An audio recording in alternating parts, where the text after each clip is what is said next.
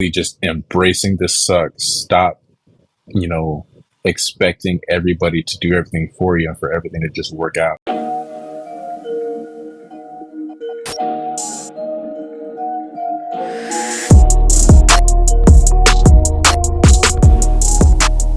What's up, everybody? This is Matt and Rory from the Gym Partners podcast. We are back in our brand new podcast studio. Good to be back with you here, Rory. Absolutely. Today we have Mr. DrewFit. We found him via one of our other podcast guests, Charmaine the Great. And I guess to kick it off, I was looking into your profile. So are you actually being trained or coached by Charmaine right now, Drew? That is correct. I've known Charmaine for a little while, just in passing, working out at the same gyms. And we started, sparking up a conversation. She mentioned that, I seem to have a pretty good foundation for bodybuilding. And I decided that for my first show, and after talking to her, she's definitely going to be the one to take me there. Awesome. So how long have you been, I mean, you probably look like you've been working out for quite a while, but what as far as, competition minded, bodybuilding, how long have you been doing that for so far? I'd say competition minded, probably about the last 10 months to a year, is really when I started considering it. Like you said, I've always been working out for over a decade now, kind of off and on. And then I got a lot more serious with it over the past 4 or 5 years. And it really turned into like, maybe one day I could step on stage type of thing. And that's kind of where me and Charmaine started and decided, hey, let me try this one time, see what it's like. If I catch the bug, cool. If not, I've still got the gym. Awesome. Yeah. So when did that change happen for you? Like, did you meet Charmaine a few years ago, or you just started working with her recently? I started working with her professionally recently. Like I said, we had seen each other in passing. You know how you kind of see the same faces at the gym around the same time. And it kind of grew from like the every now and again eye contact to the graduated to like the head nod, and then finally like the hey, how you doing type of thing. Classic until we gym finally stuff. start talking. Yeah. Yeah. Awesome. So what is your first, you have an eye on a first competition that you're looking to do, or? First competition that I'm going for is going to be in November. You have to forgive me, I never remember the exact name of it. But I know it's for the military. It's NPC. It's going to be taking place up in Woodbridge. So I'm excited for that. Still trying to learn everything, coming from just a casual gym goer to actually buckling down, understanding, how big of a factor my diet is, sleep for sure, and just kind of going from there. So really quickly, I had told you on the DM that I just had a baby a couple weeks ago, and I think you told me you have I guess you've experienced that as well. So as Yes. my first dad question on the podcast ever. Rory also has a child under 1. How old is yours now? Approaching 10 months. 10 months. So Yeah. we're like, kind of Okay. in the New same. to the game. Yeah, new to the game. Yeah. So do you have any tips currently, especially, I mean, dude, I could not imagine trying to do a prep for a bodybuilding competition with a young child. So do you have any kind of dad tips for us as far as time efficiency or anything like that? Time efficiency. The best tip I can give overall is talk with your partner. Hopefully she understands that whatever it is that you're doing, whether it's bodybuilding or in any other facet that you're trying to dedicate some time to, is that communication factor and saying, hey, I want to be here for this. I'm just excited as you are. This is a new avenue for both of us, and just understand that it's okay to still need time for yourself. That was one thing when my first child showed up, where I was like, okay, everything else just has to stop. And I got to give 110% on being a dad, which is never anything wrong. But for me personally, like you kind of get trapped. I don't want to say trapped, but like you kind of start slipping into a mode of just like, I don't know anything else anymore. And it's dad 100% of the time, which isn't wrong, but you're still you at the end of the day. You still have things that you like to do. So definitely take advantage of those moments when the baby is sleeping, because they come few and far between for a little bit. That's for sure. But definitely, don't forget to be you and still enjoy being you in that process. Awesome. All right. Well, I'm gonna send my wife your way next time I'm trying to leave. To go. No, that's some pretty sound Yeah, advice there. it's not an easy conversation, that's for sure. It's you got to make the most of that little bit of time. So real quick, I'm gonna let Rory get a question in here, but my final one for the moment is: can you give us? We spoke right before we started recording. Just saying this is kind of more about just an introductory episode with our guest, the first one. But can you give us kind of like a brief rundown of just kind of an overall philosophy that you're using right now for your approach as far as your workout and your diet, just kind of a general high level thing? Like, are you doing like, we've got people like, oh, HIIT training, or I'm working every body part, once every 3 days. And then as far as like with your diet, how are you kind of gauging your macros? Are you counting macros? Like all that stuff, just in a high level, if you wouldn't mind. What's your approach right now? So my approach right now, as far as working out, hasn't changed a whole lot. I am a believer in kind of one muscle group at a time per day, and to kind of really focus on that. I know for a lot of people, you kind of start off with the whole what we call the bro split: the chest and tries, back and bis, shoulders, arms, legs, all that. But I have found more success personally when I really focus on just one muscle group. So for me, Mondays is going to be quads, hamstrings, and calves, just legs. Got to start off the week on legs. I'm a masochist, so that I get it out the way early. And then after that, it's going to be Tuesday is going to be chest, just chest. I'm trying to 100% focus on this. Yes, you have the supporting muscle groups that are going to help out the chest a little bit, but at the end of the day, like, I'm not going to be doing any sort of tricep work on my chest day. Like, my chest day is my chest day. And it goes the same for every other muscle group throughout the week. As far as my dieting goes, I had never counted macros before. And I'm still in the process of learning exactly how to count macros. But luckily, Charmaine, she's a great coach. She was able to figure out my macros for me, and then put together a meal plan for me, which is super easy to follow. And I thank her so much for that, because I'd still kind of be doing just the regular chicken, broccoli, and jasmine rice, and kind of maybe switching it up a little bit here and there. But she's made it really easy for me, especially with all the options that I have. I recently switched over from chicken to tilapia, because I then realized, I can have tilapia. And then that was for my first meal of the day went from chicken to tilapia. And then my second big meal of the day went from lean ground beef to salmon. Because after a while, you kind of get tired of those things. There's only so many different seasoning combinations you can do to something before you're like, all right, I'm kind of hitting a wall here. So right, having those different options was really nice, and I really thank Charmaine for giving me those options so that I can still hit my macros. Absolutely. But as far as my specific macros, I wish I could tell you what they were off the top of my head, but that's where the little MyFitnessPal app comes in. It's got everything I need there, so I just say, hey, this is what I ate, this is when I had it, and everything's calculated for me. Awesome. Yeah, quick little shout out to Charmaine the Great. We had her on here a few months ago, and we're definitely going to get her back to get some more of her thoughts on training and especially diet. I see her making all those crazy meals and little treats and stuff. That's what I wanted to ask. Is she coming up with the meals herself? She in the kitchen? She's the one coming up with the recipes? Look, I see everything that she's baking and cooking all the time, and I'm just like, I don't know how you do it. I want some. I hope that there's a way that I can fit it into my macros. I hope that there's a way we can make that happen.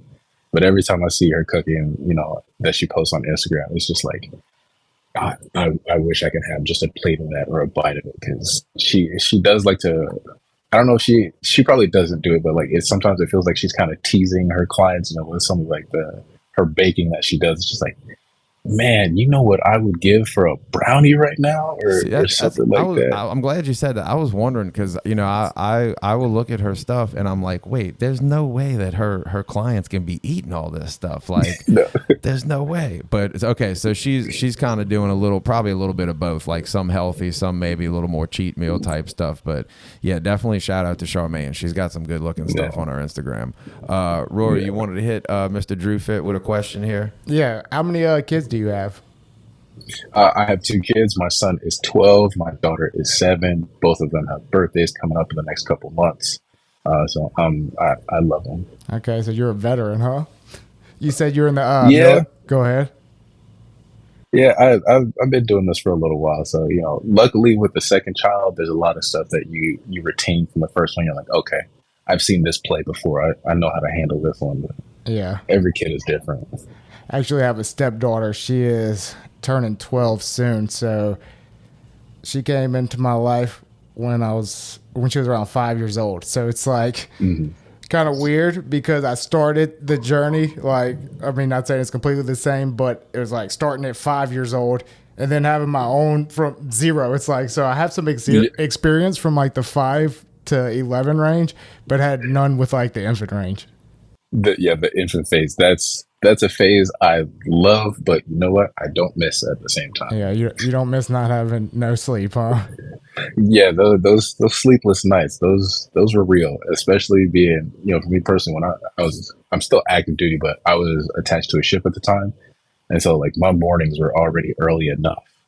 But having that newborn phase, that was something else. Y'all are making me feel a lot better right now. Yeah, yeah. He's in the trenches right now. That's what I was telling him. Those first 2 weeks, Yeah. it's like your brain has to shift. Yeah, I have a 2-week-old Yeah. right now. So I was going to tell you also before we started recording, if at any point I just completely fall over on the table or just ask some really crazy question, just don't mind me because I've gotten not much sleep lately. So, I get it. The brain fog is real. yeah. But got- we're doing good though. It's worth it. I would say I can already tell. I mean, look, related to what we were talking about with like say like a bodybuilding competition.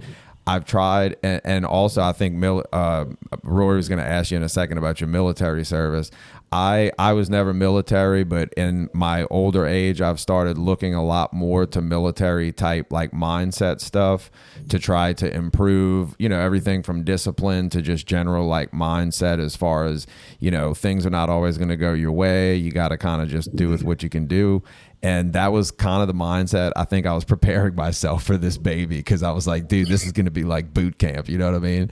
So I've kind of taken that approach to it. So go ahead, Rory. I kind of took over there. No, yeah, no worries. No, I was gonna ask you some about your military experience. So, how old were you when you first got started, and what branch? Are you in the Army, Navy? So I joined the Navy when I was 24 years old. Nice, ripe 24. Had a little bit of life experience that definitely, helped out. Um, I've been in I just passed 9 years in June. 11 more to go, and it's been a nice experience. Obviously, there's ups and downs with anything, but overall, I wouldn't change anything, especially since I'm an Army brat. So both my parents are both Army retired. I have a brother in the Air Force. My uncle just retired from the Marines, a year and a half ago. So the military lifestyle is nothing new to me. And it's, if anything, growing up with that kind of environment has made being in the military that much easier because I know what to expect. I grew up with, like you were saying, not everything is going to go your way, but you just have to continue to work through it. And one thing that we used to say in my shop all the time is, just embrace the suck, semper gumby. You got to be flexible. You can't always expect things to go perfect because I promise you, 9 times out of 10 they aren't, and you just have to figure out a way to get through it. And it's kind of been what's carrying me so far, and it's worked. So like I said, there's been ups and downs, but I wouldn't change anything so far. Yeah, well, thank you all for your service. So yeah, that's great, man. So you started at 24. I thought you would say 18 because I feel like that's usually the answer. I got in at 18. So what about 18 to 24? What'd you do? 18 to 24. I went to college from 18 to 19. I tried the traditional college route like most people do. First semester, I did great. Second semester, I realized, oh, this college thing isn't, as not as hard, but like it's not what I expected it to be. Until my second semester there, like I kind of got a little bit off the rails. Discipline fell off for a little bit, and then moved back home. started working at Pizza Hut like I did, a year and a half before, and attempted to go to school again, and just kind of realized like, college isn't necessarily for me at this moment. I'd rather get out, work, and go get some new experiences. So I went from working at Pizza Hut to working at this place called Today's Car Wash. And I started off as just regular detail crew, moved my way up to shift manager, realized, this isn't bad. And oddly enough, was talking to my parents. I was just like, maybe I'll try the military. And they're like, okay. So my idea was, I'm going to go to the career center that we have in town. And kind of like in a lot of places, all the different branches were lined up door to door. And I was like, I'm just going to start at one door and move on to the next until somebody says yes. So I went to the Air Force recruiter. He was like, oh, yeah, you can take your practice ASVAB. I ended up scoring a 75 on that. And I was super excited, right? Started talking to some friends, old habits kind of took over again. I was like, all right, let me go try school one more time. Obviously that didn't work. Went back to the Air Force recruiter about a year and a half later. In that time I had got a tattoo on my forearm. So as soon as I walked through the door, they were just like, oh, sorry, can't take you. I was like, all right, cool. I'm going to go next door to the Army. And right before I walked out, the recruiter asked me, he's like, well, what do you want to do? And I was like, anything with technology. I love electronics. Like that's my bread and butter. And he said, well, you want to join the Navy? And I said, I don't want to be on a boat. So no, thank you. And he was like, no, believe me, if electronics is what you want to do, the Navy is where you want to be. Here I am, who y'all Navy. That's interesting. I would not have thought, I guess I wouldn't have thought which branch would have the most, technology-based jobs. But it's interesting to hear that it's the Navy. But I guess, yeah, you're on water. So there's that. And I think based on what you said a minute ago about with your child, you ended up on that boat because you said I had to go onto a ship. Yeah. Yes. Yeah. So it was an experience being on that boat for sure, and being a dad. So awesome. Well, hey, I think Rory had a question. We're gonna wrap this up in just a minute, but Rory had a quick question about you. For you have quite a pretty good Instagram following, so I think Rory wanted to ask you something about that. Yeah. How'd you get 100,000 followers on there? That's a very good question. Because I started my Instagram with just the mindset of, hey, this is a way to for me to hold myself accountable, because after being a dad for the second time, I put on a lot of weight. I ballooned all the way up to 270 pounds. And the thing that Goggins. I was about to say, you're not David Goggins in hiding, right? No. You're not yelling at us. I didn't think so, but no, but I had definitely put on a lot of sympathy weight. And I didn't notice it for the longest time because people kept telling me at work, they're like, oh, big guy coming through, and I was still strong. And growing up an athlete, I had blinders on. I was like, all right, my arms are big, I'm still good, until one day I finally took a picture and I was just like, this guy looks like melted ice cream. I don't like it. Yeah, go ahead and laugh. I had to laugh at myself too.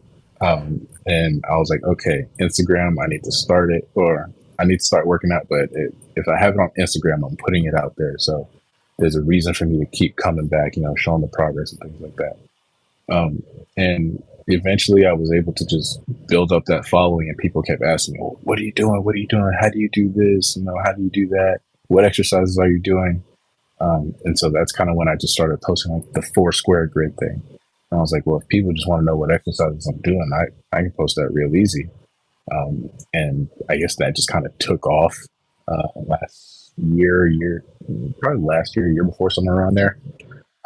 And people were just like, these are super helpful, and I kept doing that because I realized there's a lot of people out there who want to work out, who want to get into the gym, who just don't know what exercises are going to hit what muscle or don't, or having trouble, targeting a specific muscle group or something like that. So it's just like, well, I know these things. Who am I to not share that information to help everybody get better? Because, at the end of the day, if everybody's better, we all win. So why not help everybody else out? Sure. And I think that's I think that was a big contributing factor to how I was able to grow the following that I did on Instagram. Um, and thankfully, that following has allowed me to talk to different companies about partnering up on different projects, which I'm super thankful for. But I always make sure to try and not let those numbers and things take over, to not make them the priority. Because if you look now, I think I'm somewhere under 100K, and it doesn't bother me. It was never for me about the growing the following or anything like that. It was just about putting information out there, and hopefully somebody finds it useful. If one person finds it useful, cool.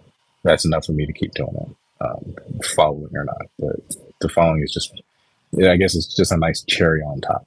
Yeah, I love that, man, because it seems like so many people out there, they're trying to be an influencer, trying to get 100,000 followers, and it's cool that you're just trying to hold yourself accountable, and that just came from it. So that's awesome, man. Yeah, so before we wrap this up, on that note, I was going to tell everybody, of course, go follow you are on Instagram at DrewFit. Is that correct? Yeah. Okay. Yes. And then also, I noticed you have a Hypeco link at DrewFit where, and correct me if any of these are not still valid, but you got a raw nutrition code on there. Yes, I have a raw nutrition code. I saw when I was doing a little research on this, I saw you must kind of be in the technology game, because I saw you have these gym graphics that are available under that link with an Adobe and a Final Cut version for doing those gym graphics. So if anybody out there is trying to put out some content, that definitely looks like a cool thing. I'm gonna check those out myself, actually. MegaFit Meals, and then also you have a YouTube channel. And, of course, one more time, you're coached by the great Charmaine the Great. So shout out to Charmaine one more time. We're going to get her back on here very soon, because she was great to talk to. And like I said, the next time, hopefully, if we can get you back on here, we'll maybe delve a little bit deeper into some more training and diet type specifics. But, yeah, man, the final question for you. I actually I think noticed you because I believe you had tagged us with one of the, I think it was David Goggins. Have you been kind of messing with the Gym Partners app a little bit and listening to David Goggins for cardio, you said? Definitely listen to David Goggins for cardio. He's got the military background, so that's great. But before I even discovered y'all's app, I had read both his books already. And his books, they're a great testament to really just embracing the sucks. Stop, expecting everybody to do everything for you and for everything to just work out for you, and just take initiative and keep going. Things are going to get hard. Things aren't going to go your way. Something is going to try and derail you. Take it and move on. And the fact that y'all have David Goggins and his Gym Partners app, that goes directly in my ears for cardio, because cardio is one of those times where I'm just like most people, I don't want to do cardio. There's a very small percentage of people in this world who genuinely enjoy doing cardio. I'm not part of that percentage. Preach. So having David Goggins in my ear to keep me going, that's great. It's just amazing. That's great to hear, man, that you get, well, kind of like you said with the Instagram thing, we're our goal in the beginning, first and foremost, was just hoping that people, would get something out of the app. If it becomes something huge one day, that'd be cool too, obviously. But we definitely just wanted to give people, I mean, we created it in the beginning because I was kind of in the same boat, like with my gym workouts, with my cardio, or even back then lack thereof. You get on these YouTube channels or even Instagram stuff, and it's cool. Like, you've got the reels with maybe the inspirational music and the Goggins quote or whatever. But at least the way I'm wired, I'm start scrolling through YouTube shorts or Instagram or something. And I was like, dude, I cannot be on these social things when I'm working out. I need to really focus, but I want to utilize these inspirational messages from people like Goggins. So definitely cool to hear you getting something out of the app. And we're going to be adding some more stuff I think you'll like on there soon. So dude, this was great, man. We'd love to have you back, in the next maybe few months, check in on you on how you're doing for your prep with the competition. And yeah, dude, best of luck with everything on it. This was awesome. I appreciate it. Thank you for having me on. I'd definitely be honored to come back. And again, congratulations on the new baby. It's just keep trucking, just keep on going. It's gonna get harder before gets easier, but I promise it'll get easier. Well, hey man, you said it best. Embrace the suck. Yeah, let's end on that. I really enjoyed it. I really enjoyed this. Absolutely, man. All right, well, we'll catch you next time. We'll be in touch. Have a good one. See you later. You too. Thank you.